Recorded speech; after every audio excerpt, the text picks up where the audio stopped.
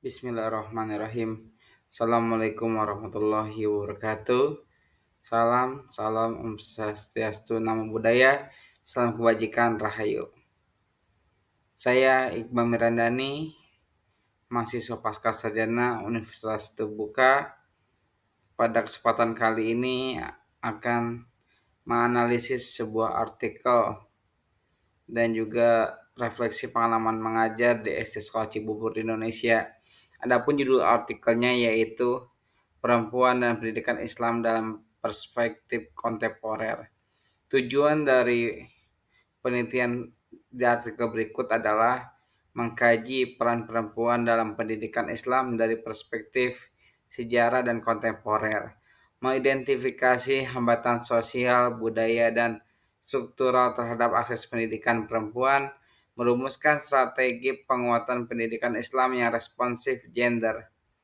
Adapun metode penelitian yang digunakan adalah pendekatannya melalui kualitatif deskriptif, tekniknya studi kepustakaan atau library research, dan kemudian sumber datanya kitab klasik, Al-Quran, hadis, artikel ilmiah, dan penelitian terdahulu. Analisisnya tematik dan kritis dengan triangulasi sumber. Temuan utama penelitiannya yang pertama, Islam bersifat egaliter dan menekankan kesetaraan dalam menuntut ilmu. Perempuan memiliki peran aktif dalam sejarah Islam. Yang ketiga, di era modern, perempuan semakin aktif di dunia pendidikan namun masih menghadapi kendala sosial.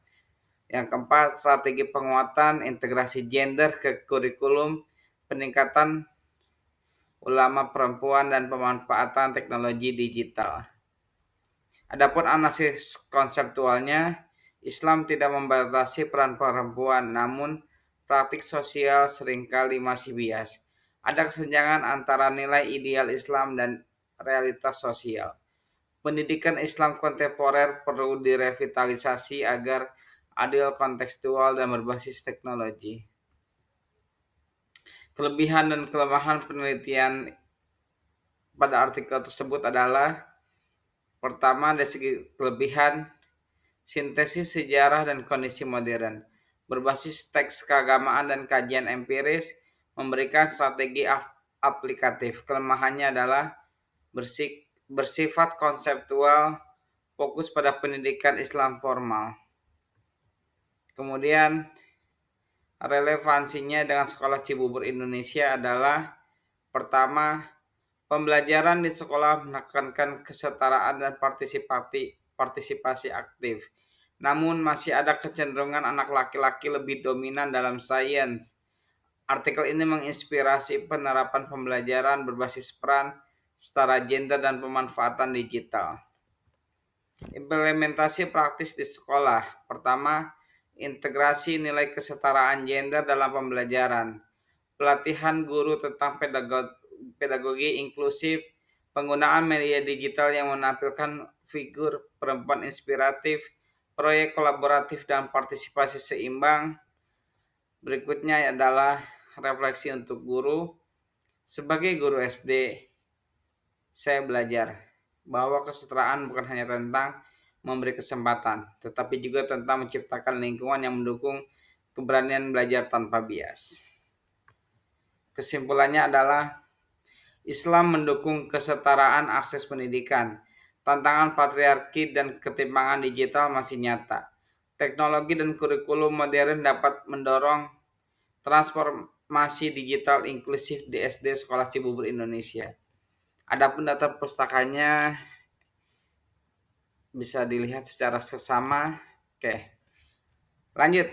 Artikel kedua yaitu tentang analysis of student scientific literacy skill in terms of gender discovery model assessed by PHET simulation. Penulisnya ada Bahtiar, Ibrahim, dan Maimun tahun 2022. Jurnal Pendidikan IPA Indonesia Sinta 1. Tujuan dan fokus penelitian adalah: pertama, menganalisis keterampilan literasi sains siswa ditinjau dari perbedaan gender, menguji efektivitas model discovery learning berbantuan PHET simulation, mengetahui pengaruh perbedaan gender terhadap hasil belajar sains. Latar belakang masalahnya yaitu skor literasi sains Indonesia masih rendah menurut PISA 2018 dan AKMI 2022. Pembelajaran sains masih berpusat pada guru.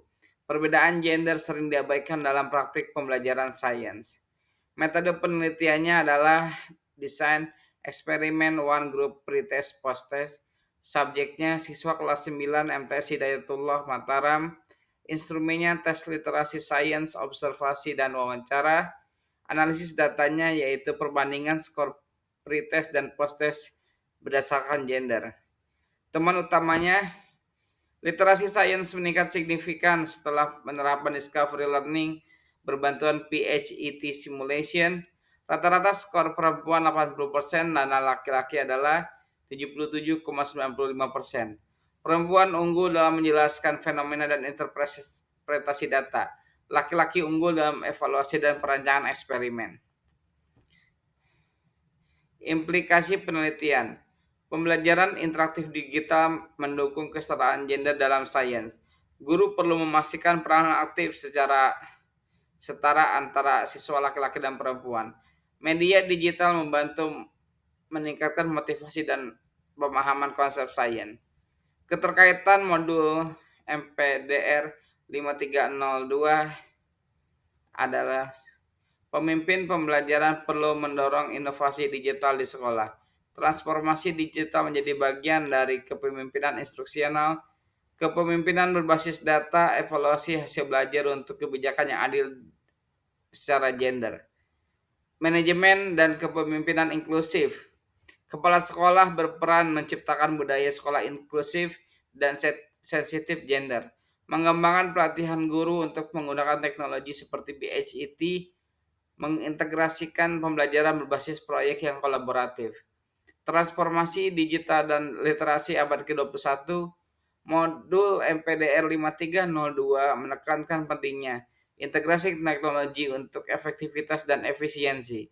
Pembelajaran digital membantu siswa berpikir secara kreatif dan kolaboratif. Guru sebagai agen perubahan menuju sekolah berbasis teknologi dan kesetaraan. Kesimpulannya adalah discovery learning dengan PHET simulation efektif meningkatkan literasi sains dan mengurangi bias gender.